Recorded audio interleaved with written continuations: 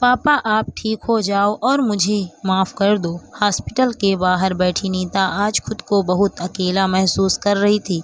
आंसू थे कि रुकने का नाम ही नहीं ले रहे थे। कल तक घर का क्या माहौल था और आज क्या माहौल हो गया, कुछ समझ में ही नहीं आया। जो था वह हाथों से फिसलता जा रहा था। बस कोशिश में थी कि जो बचा कुचा रह गया उसे ही समेट लूं।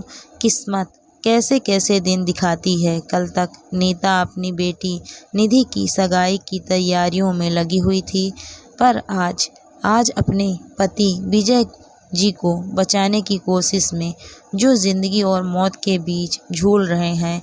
हार्ट अटैक था, पर इसका कारण निधि इतना कुछ बोल जाएगी उसे उम्मीद नहीं थी। आखिर कहाँ कमी रह गई।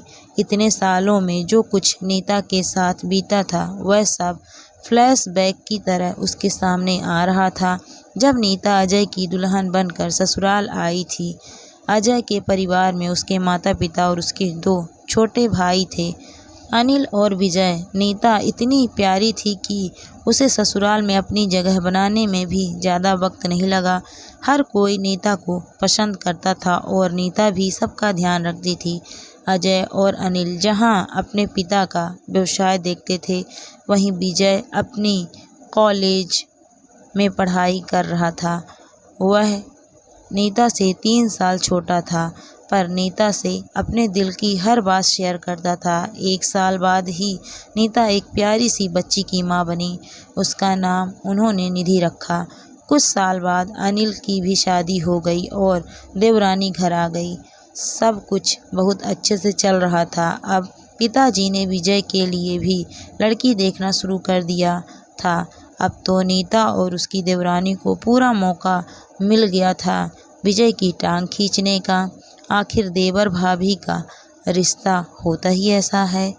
अब तो रोज ही घर ठहाकों से गूंजने लगा था। लेकिन कहते हैं ना, जिंदगी कभी एक जैसी नहीं होती। कब हंसी खुशी के माहौल को गमगीन माहौल में बदल दे, पता ही नहीं चलता। एक रात अजय घर लौट रहा था कि तेज रफ्तार ट्रक ने उसकी जिंदगी को लील लिया। नीता का तो जैसे सब कुछ ही खत्म हो गया था। बिल्कुल सोचने समझने की हिम्मत ही खत्म हो चुकी थी। नीता की कोई इतनी ज़्यादा उम्र भी नहीं थी और घर की इज्जत घर में ही रह जाए, इसलिए कुछ दिनों बाद उसके माता पिता और उसके सास ससुर की मर्जी से नीता का विवाह उसके छोटे देवर विजय से कर दिया गया।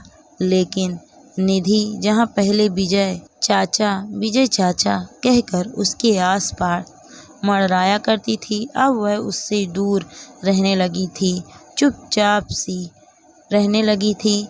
किसी भी चीज़ की ज़रूरत होती तो सिर्फ नीता से कहती। कई बार विजय ने भी इस बारे में बात करनी चाही, लेकिन निधि ने कुछ नहीं कहा। वह अभी बच्ची है, यही सोचकर किसी ने ध्यान भी नहीं दिया। लेकिन जब नीता दोबारा माँ बनी तो निधि पूरी तरह से ही बदल गई।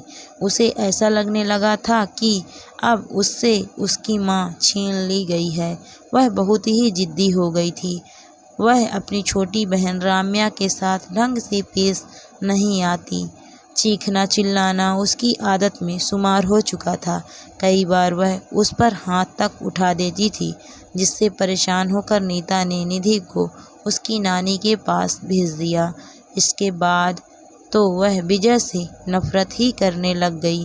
हालांकि विजय ने नीता के फैसले को गलत ही कहा, लेकिन निधि को यही लगा कि विजय के कहने पर ही नीता ने यह सब किया है। हालांकि विजय ने कभी भी पिता के फर्ज से मुंह नहीं मोड़ा। वक्त यूं ही पंख लगाकर उड़ गया और निधि अब अपनी कॉलेज की पढ़ाई खत्म कर जॉब करने लगी थी। अब उसकी शादी की बात चलने लगी थी। फाइनली निधि को रमन पसंद आया और सगाई की तैयारियां शुरू हो गई।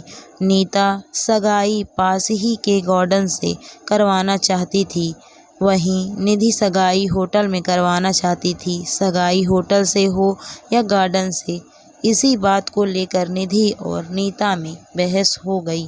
क्या मम्मी, शादी मेरी है, कम से कम मेरी मर्जी तो चलने दो। देख, शादी के लिए हम होटल बुक कर लेंगे, लेकिन फ़िलहाल सगाई तो हम पास के गार्डन ही से करेंगे।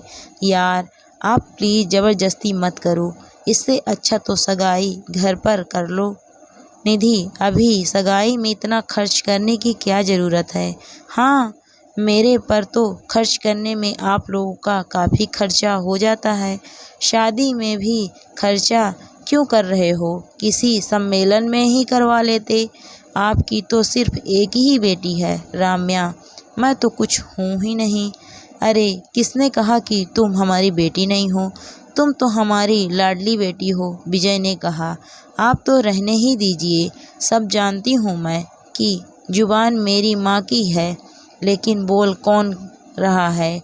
क्या मुझे नहीं पता आपने क्या क्या छीना है मुझसे, मैंने क्या छीन लिया तुमसे। बेटा, आखिर मैं पिता हूँ तुम्हारा, आप मेरे पिता बनने की कोशिश मत कीजिए।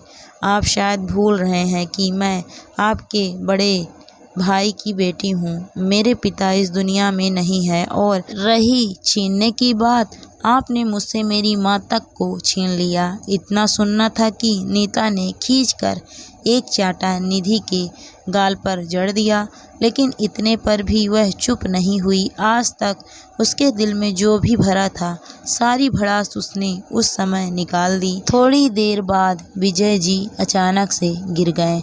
उन्हें हॉस्पिटल लाया गया तो पता चला कि हार्ट अटैक है और उनकी हालत क्रिटिकल है।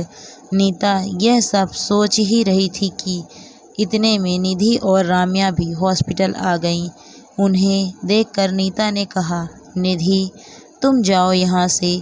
आईसीयू में जो शख्स है वो मेरा पति है और राम्या का पिता है, पर तुम्हारा कुछ नहीं है। वह शख्स जिसने हमारी खुशी के लिए अपने अरमानों को छोड़ दिया, क्या उसके शादी और अपने लाइफ पार्टनर को लेकर कोई अरमान नहीं थे, जो उसने एक विधवा एक बच्ची की माँ से शादी कर ली। वो तो तुम्हारा पिता बन गया, लेकिन तुम उसकी बेटी नहीं बन पाई। मुझे माफ़ कर दो माँ, मुझसे गलती हो गई। माफ़ी मुझसे क्यों मांग रही हो, उससे मांगो जिसका दिल दुखाया है तुमने। अगर उन्हें कुछ हो गया तो मैं तुम्हें कभी माफ़ नहीं कर पाऊँगी। थोड़ी देर बाद नर्स ने आकर कहा कि विजय जी को होश आ गया है और वे निधि को याद कर रहे हैं।